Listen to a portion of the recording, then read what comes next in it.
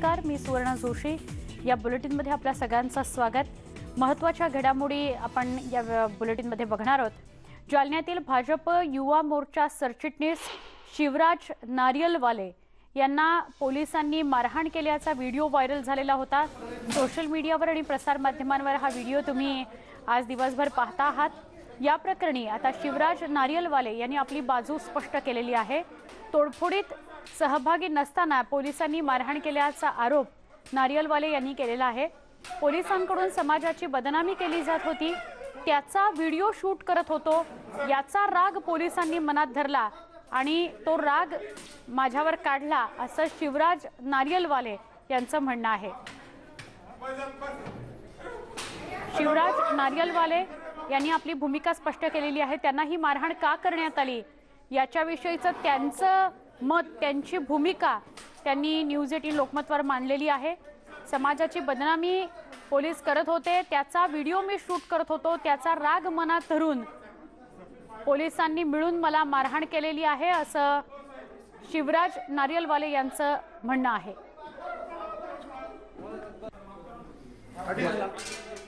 जे आरोप करण्यात आले, जे नारियलवाले यांच्याविषयी पसरवलं गेलं, त्याची सत्यता काय आहे हे आपण जाणून घेणार आहोत. त्यांची भूमिका काय आहे, त्यांची बाजू काय आहे हे आपण जाणून घेणार आहोत.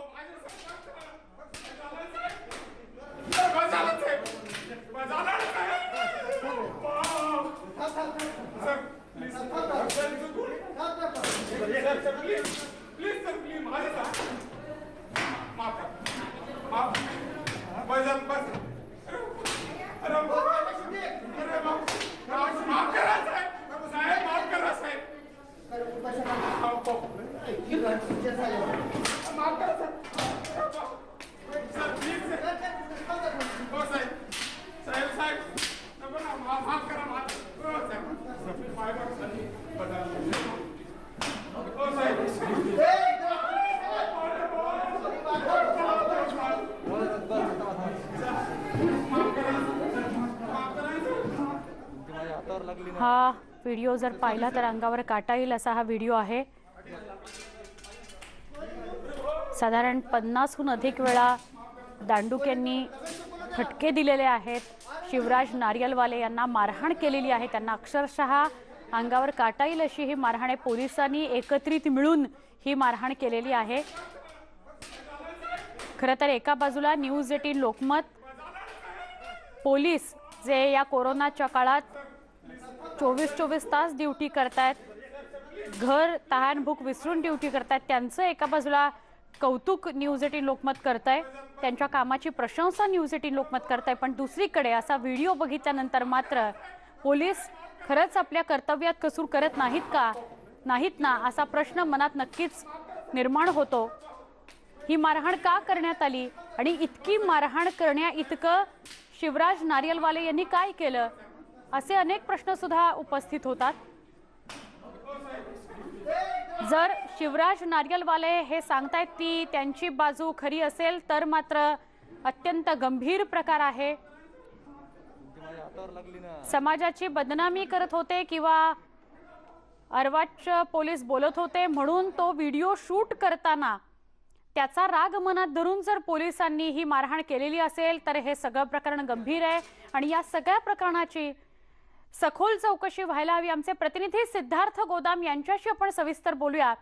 सिद्धार्थ, शिवराज नारियलवाले यांनी जी भूमिका आपल्याकडे न्यूज 18 लोकमतकडे मांडली आहे ती अनेक प्रश्न उपस्थित करणारी आहे, पोलिसांच्या कर्तव्यावर अनेक प्रश्न निर्माण करणारी आहे.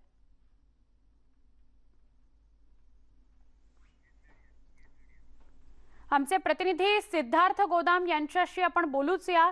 मात्र शिवराज नारियलवाले स्वतः न्यूज 18 लोकमतशी जोडले गेलेले आहेत.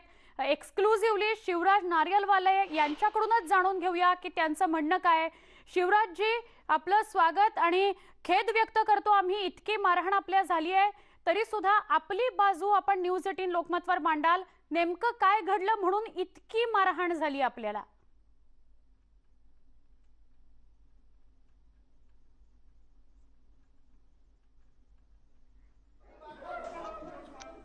शिवराज नारियलवाले एक्सक्लुझिव्हली न्यूज 18 लोकमतवर आपली बाजू मांडतायत. त्यांचं नेमकं म्हणणं काय? शिवराजजी, काय घडलं नेमकं आपल्यासोबत? नमस्कार, मी शिवराज नारियलवाले. हॅलो. बोला बोला सर, सलग बोला. हा, त्या दिवशी असं घडलं की माझ्या समाजाच्या व्यक्तीचं ऍक्सिडेंट झाल्यामुळं मी दवाखान्यात त्याला पाहण्यासाठी गेलतो. तिथं त्याची मौत झाली आणि मौत झाल्यामुळं भरपूर लोक तिथं जमा झाले समाजाचे. त्याचे जे माहीत झालं त्याचे मित्रमंडळी सगळे. त्याच्यामुळे त्यातल्या व्यवस्थापनानं पोलिसांना बोलून घेतलं. पोलिसांनी सगळ्यांना तिथून हाकलून लावलं दवाखान्यातून. मी पण तिथून वापस जात होतो. त्यावेळेस असं मी बघितलं जाताना की आमचे समाजाचे नगरसेवक हरेश देवावाले हे तिथं उभे होते आणि 10-12 पोलीसवाले त्यांना घेराव घालून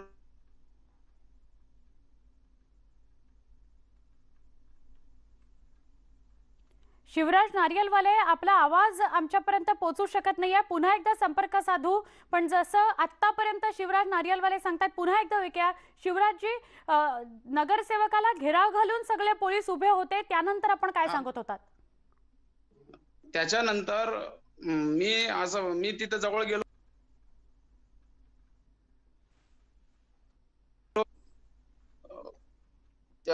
PI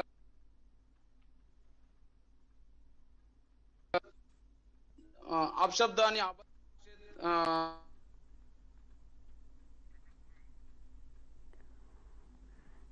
शिवराज नारियलवाले बोलतायत, पण त्यांचा नीट आवाज आपल्यापर्यंत पोहोचत नाहीये. आपण दूरध्वनीवरून त्यांच्याशी संपर्क साधण्याचा प्रयत्न करूया. पण आत्तापर्यंत शिवराज नारियलवाले जी माहिती देत आहेत, एक आप्तस्वकीय, त्यांच्या एक ओळखीचा व्यक्ती रुग्णालयामध्ये दाखल होता, अपघात झाला होता त्याचा त्या प्रकरणी, आणि त्यातच त्याचा मृत्यू झाला. त्यामुळे तिथे रुग्णालयामध्ये खूप सारी गर्दी जमा झाली त्या समाजाच्या लोकांची, आप्तस्वकीयांची. मग अनुचित प्रकार घडू नये म्हणून डॉक्टरांनी पोलिसांना पाचारण केलेलं होतं. शिवराज नारियलवाले, आता आपण दूरध्वनीवरून न्यूज 18 लोकमत सोबत जोडले गेलेले आहात. नगरसेवकाला घेराव घातल्यानंतर नेमका काय प्रकार घडला, थोडक्यात सांगाल? नगरसेवकांना घेराव घालून तिथं घातला. त्याच्यामुळे मी तिथं गेलो आणि ती बघितलं प्रकार काय चालू आहे. तर तिथं असं मला दिसलं की DYSP जे सुधीर खिरडकर साहेब होते, ते माझ्या समाजाबद्दल अपशब्द आणि गलिच्छ भाषेत शिवीगाळ करत होते की तुमचे गवळी समाज किती फालतू आहे आणि मी तुमची अवकाती काय, हे म्हणजे अशा प्रकारची इतकी गलिच्छ भाषा वापरत होते माझ्या समाजाबद्दल. त्याच्यामुळे मी त्यांचा व्हिडिओ काढण्यास सुरुवात केली. व्हिडिओ काढताना मला त्यातील एका पोलीस कर्मचाऱ्याने बघितलं आणि त्यांनी माझा मोबाईल हिसकावून घेतला आणि त्याच्यानंतर DYSP ला सांगितलं. म्हणजे आपला मोबाईल हिसकावून घेण्यात आला, पण म्हणजे त्यातला कुठलाही त्या व्हिडिओचा छोटासा पार्ट सुद्धा आता आपल्याकडे शिल्लक नाही. आहे मी रिकव्हर केला आहे. पण मग आज दिवसभर हे सगळं प्रसारित होतं आहे, आपल्याला इतकी मारहाण झाली. हा किती तारखेचा व्हिडिओ आणि आपण याविषयीची कंप्लेंट कुणाकडे केली का? 9 एप्रिलची ही घटना घडलेली आहे. त्याच्यानंतर मला मारहाण इतकी जास्त झाली, त्याच्यामुळे मी पूर्ण 15 ते 20 दिवस मी दवाखान्यातच होतो. आणि मला त्यांनी दुसऱ्या दिवशी सोडताना मला धमकी दिली खिरडकर साहेब, DYSP साहेबांनी, की कुठं कारवाई केलं ती माझ्याशी गाठ असेल, तुला 4-5 दुसऱ्या कोणत्याही गुन्ह्यात तुला अडकून तुला मोठी कारवाई करण तुझ्यावर. पण म्हणजे पोलीस सर्वोच्च भाषा वापरतायत तुमच्या समाजाबद्दल, त्याच्या व्हिडिओचा छोटासा पार्ट का होईना तुमच्याकडे आहे? नक्की आहे. मी विनंती करेन की ही बाजू सुद्धा या व्हिडिओच्या माध्यमातून न्यूज 18 लोकमतचे प्रेक्षक बघू देत की नेमकं काय घडतंय आपल्या समाजात. तुम्ही भाजप युवा मोर्चाचे सरचिटणीस आहात, तुमच्या बाबतीत जर अशी घटना घडत असेल तर मग सर्वसामान्यांचं काय शिवराजजी? खरी गोष्ट आहे. आता माझ्यासारख्या एका राष्ट्रीय पक्षाच्या पदाधिकाऱ्यावर अशी ही घटना घडू शकते, तर सामान्यावर तर साहजिक गोष्ट आहे. तुम्ही विचार करू शकता. आपल्याला जेव्हा एवढी मारहाण होत होती, ते नगरसेवक जे आपल्या समाजाचे किंवा तिथे उपस्थित असलेले, त्यांनी काही मध्ये हस्तक्षेप करण्याचा प्रयत्न केला किंवा कुणी हस्तक्षेप केला मग मध्ये? नाही, पहिले त्यांना धमकावून सांगितलं तू मधात काय येऊ नये, बाहेर हो म्हणून. जसं मारण्यास सुरुवात केली त्यांनी, तसं त्यांना हाकलून दिलं. म्हणजे बाकीच्या सगळ्यांना हकलून दिलं, फक्त आपल्यालाच तिथे ठेव. हो नक्की. मी शिवराजजी विनंती करेन आपण असेच संपर्कात राहा. आमचे प्रतिनिधी सिद्धार्थ गोदाम आपल्याबरोबर जोडले गेलेले आहेत. सिद्धार्थ, शिवराज नारियलवाले आपल्याशी न्यूज 18 लोकमतशी एक्सक्लुझिव्हली बोलतायत, त्यांची बाजू ते सांगतायत. पोलिसांशी काही संपर्क आपण केलात का? पोलिसांचं काय म्हणणं या सगळ्या प्रकाराबाबत? सुवर्ण, या सगळ्या प्रकरणामध्ये आता वरिष्ठ पोलिसांनी भूमिका घ्यायला सुरुवात केलेली. मी वैयक्तिक पोलीस अधीक्षकांशी बोललो त्यावेळेस त्यांनी सांगितलं की याबद्दलची चौकशी होईल, या प्रकरणाची संपूर्ण चौकशी आधी होईल आणि त्यात नेमकं काय झालं होतं आणि पोलीस अशा पद्धतीनं का मारहाण केली याचा पूर्ण तपास केल्यानंतर जे काही कायदेशीर कारवाई कुणावर करायची किंवा कशी करायची याचा निर्णय घेतला जाईल अशा पद्धतीची भूमिका वरिष्ठ पोलिसांनी दाखल करण्यात आलेली आहे. एक महत्वाची गोष्ट आहे की कोणताच पोलीस अधिकारी या प्रकरणी प्रसार माध्यमांसमोर जाण्याचं धाडस करत नाही. एक अधिकाऱ्यांनी मला प्रतिक्रिया अशी दिली, नाव न सांगण्याच्या अटीवर, की जे काही दिसतंय त्यामध्ये अत्यंत लोकांच्या मनात पोलिसांबद्दलचा राग निर्माण झालेला आहे. त्यामुळे आम्ही सिद्धार्थ, थोडं थांबून तुम्हाला फक्त सांगते की शिवराज नारियलवाले असं म्हणतायत की त्यांच्याकडे तो व्हिडिओ सुद्धा आहे ज्यामुळे ते मध्ये पडले. शिवराज नारियलवाले असं म्हणतायत की आमच्या समाजाबद्दल त्या नगरसेवकाशी अर्वाच्य भाषेत बोललं जात होतं पोलिसांकडून, तो व्हिडिओ मी काढत होतो, त्या व्हिडिओचा एक अंश सुद्धा त्यांच्याकडे आहे. असं जर असेल आणि हा व्हिडिओ जर समोर आला, त्याचा अंश जरी समोर आला, तर अजून संतापजनक ही बाब आहे. सिद्धार्थ, निश्चितच सुवर्ण, आता विषय असा झालेला आहे हा सोशल मीडियावर आल्यामुळं पोलीस आपली भूमिका मांडतील आणि नारळवाले आपली भूमिका मांडतील. त्यामध्ये अनेक दावे प्रतिदावे केले जातील, ही गोष्ट खरी आहे. मग जर युवराज यांच्याकडे जर व्हिडिओ असेल तर त्यांनी तपास करणाऱ्या यंत्रणेला द्यावा किंवा मीडियाच्या समोर तो व्हिडिओ द्यावा. मात्र तो व्हिडिओ अजून त्यांनी बाहेर काढलेला नाही. त्यांनी आधीच सांगितलं की मी त्या ठिकाणी समजदारीच्या भूमिकेत गेलो होतो, व्हिडिओ करत होतो आणि इतर लोक जे संतापलेले होते त्यांना मी शांत करण्याचा प्रयत्न करत होतो, अशा पद्धतीची भूमिका त्यांनी आधी मांडलेली आहे. मग नेमकं पोलीस एवढे का भडकले? पोलिसांच्या या कृतीचे समर्थन तर आपण करू शकत नाही. कारण युवराज आरोपी जरी असले, त्यांच्यावर तिथल्या तोडफोडीचा आरोप जरी असला, तर अशा पद्धतीनं कोणताच कायदा आरोपीला मारण्याचा किंवा तिथल्या तिथे न्याय देण्याचा पोलिसांना संविधानिक कुठलाही अधिकार नाही. पोलिसांची आणि सिद्धार्थ, तुम्ही जसं म्हणताय की 1-2 दांडुके मारून त्याला शांत नाही केलेलं आहे, तर 60-70 वेळा त्यांना मारहाण केली आहे दांड्यांनी, असं आपल्याला दंडुक्यांनी, असं आपल्याला स्पष्टपणे या व्हिडिओत दिसतंय. सुवर्ण, यामध्ये आणखी एक धक्कादायक बाब अशी आहे की लाट्या काट्या तुटेपर्यंत मारलेला आहे. 2 ते 3 काट्या तुटलेल्या आहेत. त्या अधिकाऱ्याच्या हातात काठीने ते त्यांना मारत होते, तुटल्यानंतर त्यांनी दुसरी काठी हातात घेतली, त्या काठीने त्यांना मारहाण केली. पोलिसांच्या गणवेशामध्ये काही पोलीस दिसत आहेत, मात्र त्या ठिकाणी सिव्हिल मध्ये सुद्धा काही लोक मारहाण करताना दिसतात. आता ते नेमकं पोलीस आहेत का पोलीस साध्या वेशामध्ये आहेत हे आता आपल्याला युवराज नारळवाले सांगू शकतात. जर तसं असेल तर खाजगी गुंडांनी सुद्धा मारहाण केली असं आपल्याला म्हणतात. नक्की सिद्धार्थ, मी विनंती करेन आपण असेच सोबत राहा. शिवराज नारियलवाले, आपण याविषयी स्पष्टता करू शकता की सिव्हिल ड्रेसमध्ये सुद्धा काही जण आहेत जे आपल्याला मारहाण करतायत, ती कोण होती याविषयी आपल्याला माहिती आहे का? आणि अजून तो व्हिडिओ जो आपल्याकडे आहे तो आपण प्रसार माध्यमांसमोर किंवा पोलिसांना का दिला नाही? दिला मी आज पूर्ण सीडी वगैरे ते पूर्ण बनवून आपण मी एसपी साहेबांना आणि कलेक्टर साहेबांना दिलेला आहे. कोण कोण होते तुम्हाला मारहाण करणारे? त्याच्यातल्या कुणाला ओळखता का तुम्ही? नावं घेऊ शकता का? हो, आता हे डीवायएसपी सुधीर खिरडकर आहे आणि प्रशांत महाजन आहे, आपले PI कदीम जालना पोलीस स्टेशनचे. बाकी कॉन्स्टेबल सुमित सोमनाथ लांबगे आहे आणि सुमित सोळुंके आहे. एकच शेवटचा प्रश्न फक्त शिवराज, आपण सुद्धा तोडफोड केलीत आणि तिथे तोडफोड केलीत, ऐकत नव्हतात, मध्ये मध्ये येत होतात म्हणून आपल्यावर गुन्हा सुद्धा दाखल झालाय, तर अशी काही बाजू आहे का? नाही नाही, हे चुकीचं आहे पूर्ण. माझा आणि तोडफोडीचा काही एक संबंध नाही. आणि असता तर माझ्यावर गुन्हा दाखल झाला असता आणि मला सोडण्यात आलं नसतं. मला रात्रभर त्या पोलीस स्टेशनमध्ये ठेवण्यात आला आणि दुसऱ्या दिवशी दुपारी सोडून देण्यात आला. नक्की शिवराज नारियलवाले, आपण न्यूज 18 लोकमतशी सविस्तर बोललात, आपली बाजू मांडलीत प्रसार माध्यमांसमोर, त्याबद्दल आभार.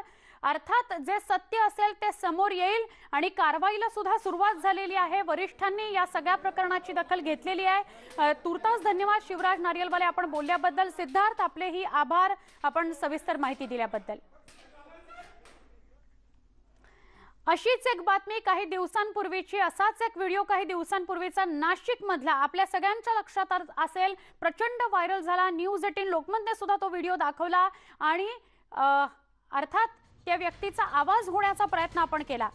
आवाजवी बिल आकारणाऱ्या रुग्णालयामध्ये सामाजिक कार्यकर्ता जितेंद्र भावे यांनी अर्धनग्न आंदोलन केलं। त्याचा व्हिडिओ प्रचंड व्हायरल झाला। आंदोलन करणाऱ्या जितेंद्र भावेंसह 4 कार्यकर्त्यांवर गुन्हा दाखल करण्यात आलाय। डॉक्टरांनी दिलेल्या फिर्यादीवरून सरकारवाडा पोलीस ठाण्यात हा गुन्हा दाखल करण्यात आलेला आहे।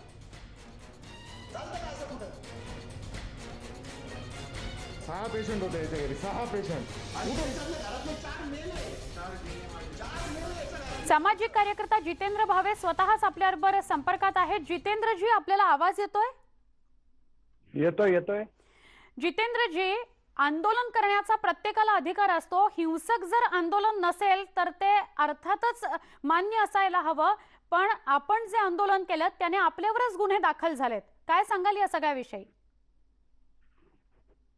आता विषय हा कायद्याचा आहे आणि माझ्या वकिलांचं सरळ म्हणणं आहे की कोणत्याही प्रकारे पोलीस कारवाई सध्या तरी होऊ शकत नाही, पण मला पोलिसांनी नोटीस पाठवली आहे, त्याच्यावर चर्चा सुरू आहे आमची पोलिसांबरोबर। पोलिसांनी आज दुसरी नोटीस मला पाठवलेली आहे। काय नोटीस आहे ती? कशा संदर्भातली नोटीस आहे भावेजी? ती शो कॉज नोटीस आहे की तुम्ही आता पुन्हा असं वर्तन करू नये, त्याच्यानी सार्वजनिक शांतता जी आहे ती धोक्यात येते किंवा पब्लिक प्लेसला तुम्ही अशा पद्धतीचं आंदोलन करायला नको होतं, अशी पोलिसांची इच्छा होती। आणि माझा विषय असा मला स्पष्ट सांगायचं आहे की त्या मुलाला 7,000 रुपये पगार आहे, तो BE इलेक्ट्रिकल झालेला आहे आणि सिन्नर शहराच्या शेजारच्या MIDCत तो काम करतो। परीट गल्लीत सिन्नरला राहतो आणि इस्त्री करून बाकीची अन्य कमाई वाढवतो आणि आपल्या त्या उत्पन्नातनं तो वडिलांसाठी आणि आईच्या सेवा शुश्रूषेसाठी मेडिक्लेमची पॉलिसी काढतो आणि ती मेडिक्लेमची पॉलिसी त्याला उपयोगात येते। त्याच्यात पै त्या वोकआउट हॉस्पिटलला मिळते आणि नंतर त्याला जे डिपॉझिट भरल्याशिवाय आई वडिलांचं ऍडमिशन होणार नाही असा ज्या वेळेला सज्जड इशारा मिळतो तर त्यावेळेला तो पहिल्यांदा पैसेच भरतो आणि मग ऍडमिशन मिळते। मग at the time of discharge 1.5 lakh रुपये त्याचं जे डिपॉझिट आहे ते ताबडतोबीने त्याला त्याचा मिळण्याचा अधिकारच होता, पण तो फक्त पिचलेला गांजलेला गरीब होता म्हणून त्याचा तो अधिकार नाकारला। या जागेवर जर बिल्डर, कोणी इंडस्ट्रियलिस्ट, कोणी राजनेता असतात तर त्यांचे पैसे ऑलरेडी त्यांच्या खिशामध्ये पोहोचलेले असते, मग डिस्चार्ज झाला असता। थोडासा इन्फ्लुएन्स असलेला माणूस जरी असता तरी त्याच्याशी हुज्जत न घालता त्याला ते पैसे मिळाले असते। पण भावेजी, तुम्ही ही भूमिका किंवा ही तुमची जी मागणी आहे ती सांगितल्यानंतर पोलिसांना, म्हणजे आता तुम्हाला नोटीस आल्यानंतर, तेव्हा तरी पोलीस काही सांगतायत का, प्रतिक्रिया देतायत का यावर? नाही, माझा थेट सवाल आहे पोलिसांना की मी पैसे कोणाचे वाचून देत होतो, कोणा तिरायताचे वाचवून देत होतो? माझ्या स्वतःसाठी ते आंदोलन करतच नव्हतो मी। ऑपरेशन हॉस्पिटल ही जी आमची मोहीम सुरू आहे गेल्या 1-1.5 वर्षापासून, त्याच्यामध्ये रुग्णांकडून जी अव्वाच्या सव्वा वसुली केली जाते, आपण त्याला लूटच म्हणूया, कारण हे सगळे अवाजवी बिलं, वाढीव रक्कम, हे असले चांगले शब्द जे वापरले जात आहेत ना, तर ते फक्त डॉक्टरांच्या हॉस्पिटलच्या प्रतिष्ठेपोटी वापरले जात आहेत, पण ही शुद्ध लूट आहे। आपण छोटा जर इसम असेल कमी उत्पन्न दर्जाचा तर त्याला आपण चोर ठरवतो आणि सगळे मिळून त्याला बदनाम करतो। मग ह्या लब्ध प्रतिष्ठित लोकांच्या बाबतीमध्ये ज्या वेळेला ते लाखांमध्ये असे प्रकार करतात त्यावेळेला त्यांना लूट चोरी म्हणू नये का बरं? त्या मुलांनी 1.5 लाख रुपये। आणि अजून एक जितेंद्र भावे, इथे फार महत्वाचा मुद्दा आहे, जर एखाद्याची मोठी ओळख असेल, मोठ्या व्यक्तीची ओळख असेल तर मध्यस्थी करून हे प्रकरण चर्चेंती सोडवलं जाऊ शकतं, पण सामान्य माणसासाठी सामाजिक कार्यकर्ता उभा राहतो तेव्हा हे असले प्रकार गुन्हा दाखल करण्यापर्यंत जातात। तुर्तास आभार जितेंद्र भावे, आपण न्यूज 18 लोकमतशी बोललात त्याबद्दल। आवाजवी बिल आकारणी संदर्भातला हा मुद्दा होता, जितेंद्र भावे यांच्यावरच गुन्हा दाखल झालेला आहे। या सगळ्याचा पाठपुरावा करत राहणार आहोत। एक छोटासा ब्रेक पहा फक्त न्यूज 18 लोकमत।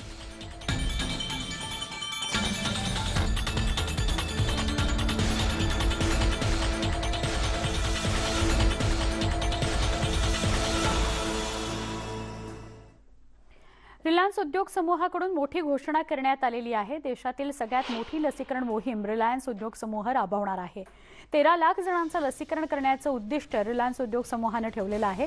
मोफत लसीकरण असेल अशी घोषणा करण्यात आलेली आहे। कर्मचाऱ्यांसह त्यांच्या कुटुंबियांना सुद्धा लस दिली जाणार आहे। कर्मचारी, पालक, पती पत्नी, आजी आजोबा, सासू सासरे, मुलं आणि भावंडांना ही लस मिळणार आहे। 880 शहरांमध्ये ही मोहीम राबवली जाणार आहे। तर सेवानिवृत्त कर्मचाऱ्यांना सुद्धा या लसीकरणाचा लाभ मिळणार आहे। जर साधारण आपण संख्या बघायची गेली, लसीकरण कुणाकुणाचं आणि किती जणांचं होईल, तर 18 लाखाच्या आसपास जातं। या बातमीसह बुलेटिनमध्ये इथेच थांबतोय। पहा फक्त न्यूज 18 लोकमत।